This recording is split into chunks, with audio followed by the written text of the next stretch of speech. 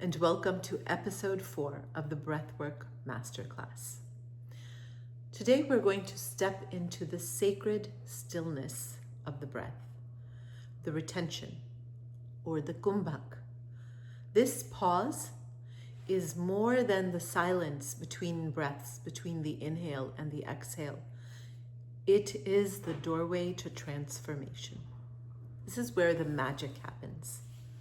In the yogic texts, like the Hatha Yoga Pradipika, Kumbhaka is considered not just a technique, but the actual goal, where the breath becomes still and the mind follows.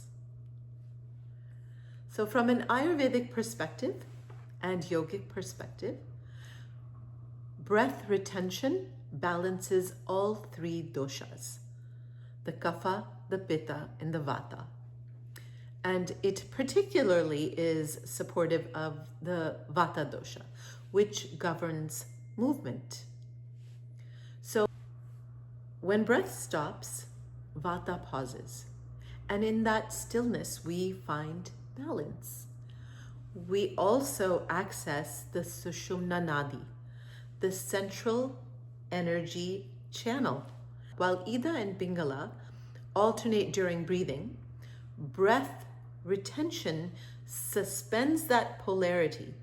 It allows prana to rise directly through the spine and awakens a higher state of consciousness.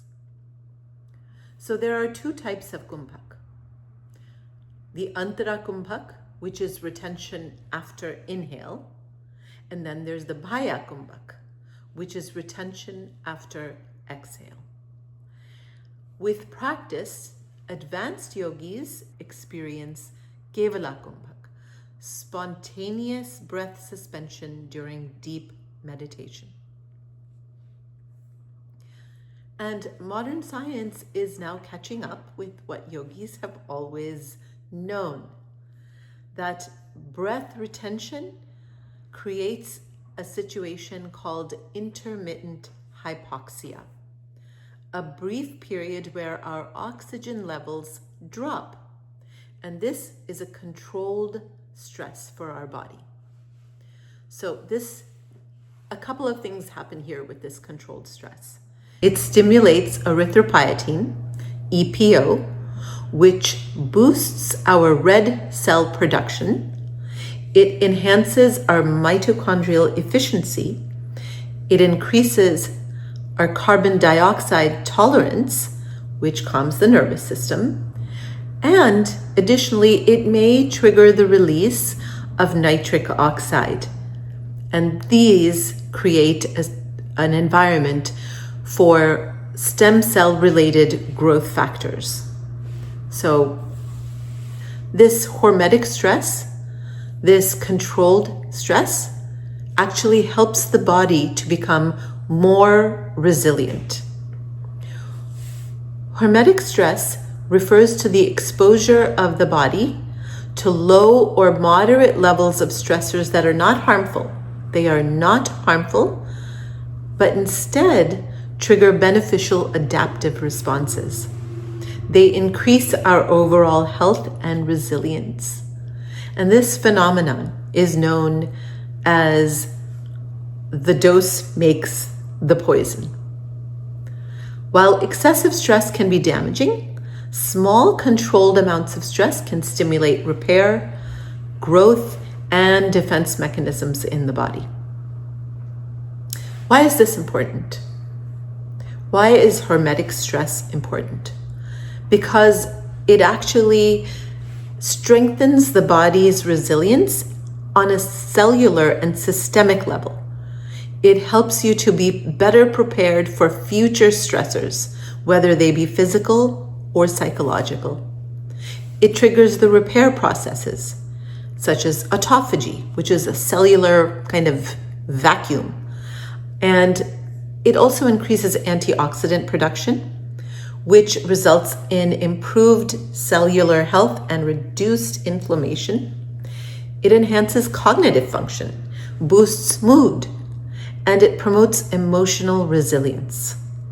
We can all agree we need more emotional resilience. It contributes to longevity by activating protective pathways that may delay aging and reduce disease risk. So, examples of hormetic stress in our daily lives are exercise, cold or heat exposure, intermittent fasting, dietary restrictions. So add to that intermittent hypoxia. So hormetic stress is beneficial only within the optimal doses. You don't want to do too little, you don't want to do too much. Because the body adapts to repeated mild stress by becoming stronger, healthier, and more adaptable to other forms of stress. Too much and you overload the system. It's kind of like putting too much into your blender so that it can't actually do anything. It just is still or starts smoking and burns out. Hermetic stress refers to mild, manageable stress that prompts the body's adaptive processes. It enhances resilience, physical and mental, and longevity when properly applied.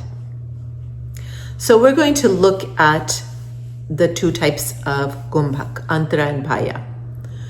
So go ahead and sit nice and tall, your spine elongated. Close your eyes and bring awareness to your natural breath. Inhale gently through your nose to the count of 4. And then hold that breath for a count of 4. This is your Kumbhaka. Exhale slowly for 8. If you're comfortable, go ahead and lower your chin to your chest.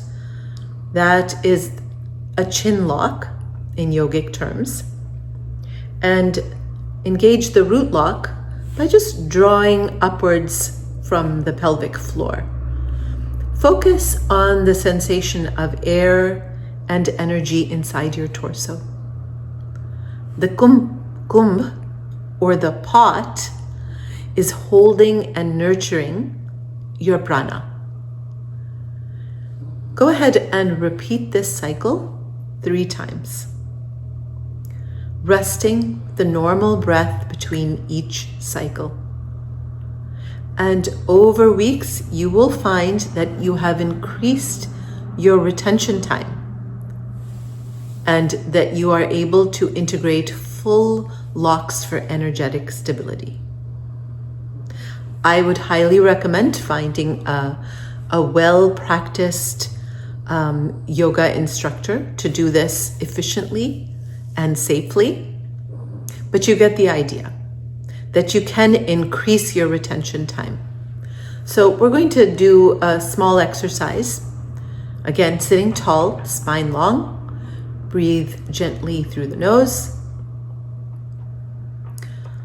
And we're going to work on the antara Kumbhaka, the inhale, hold. Inhale slowly through the nose for a count of 4. Hold for a count of 4. Exhale slowly for a count of 4. And let's begin again. Inhale, 1, 2, 3, 4. Hold, 1, 2, 3, 4. Exhale, 1, 2, 3, 4. And you can, if you wish, gradually increase the retention only if it feels natural. So in the next one, we're going to experiment with the bahya Kumbhaka. That is the hold after the exhale. So you're going to inhale gently, exhale slowly through the nose, holding the breath on the out breath. Hold for 3 to 5 seconds, or as long as it's comfortable and you don't panic, and then inhale gently when the urge arises. You'll notice that it's a little bit harder to hold on the exhale than it is on the inhale. That is natural. Don't worry about it. So we'll repeat. Inhale, 2, 3, 4. Exhale fully. Hold the breath out and sit silent, still, spacious. Just notice how your body is reacting, how it's behaving, where your mind is going. Observe. There's also something known as box breathing, which is the inhale at 4, holding at 4, exhaling at 4, and holding again at 4. So in this one, you're doing all of the techniques and holding it to a count of 4 for each of these techniques is a very balanced, calming breath. So we'll go ahead and try that. Inhale, 2, 3, 4. Hold, 2, 3, 4. Exhale, 2, 3, 4. Hold, 2, 3, 4. Inhale, 2, 3, 4. Hold, 2, 3, 4. Exhale, 2, 3, 4. Hold, 2, 3, 4. Inhale, 2, 3, 4. Hold, 2, 3, 4. Exhale, 2, 3, 4. Hold, 2, 3, 4. Go ahead and release. Allow your breath to take its natural rhythm. Breath retention is the sacred pause. In this space, your nervous system recalibrates, your thoughts slow down, and your awareness expands into a field of stillness. With regular practice, Kumbhaka strengthens mental focus, enhances oxygen efficiency, and opens subtle inner doors that are rarely accessed through normal breath.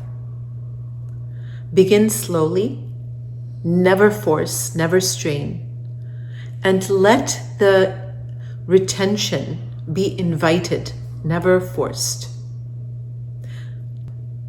Thank you for joining today for episode 4. Be well. In episode 5, we will explore advanced breathing patterns, and we will use different inhale-exhale ratios and rhythms to influence specific mental and physical energetic states. Until then, may you rest in the stillness between breaths. Thank you.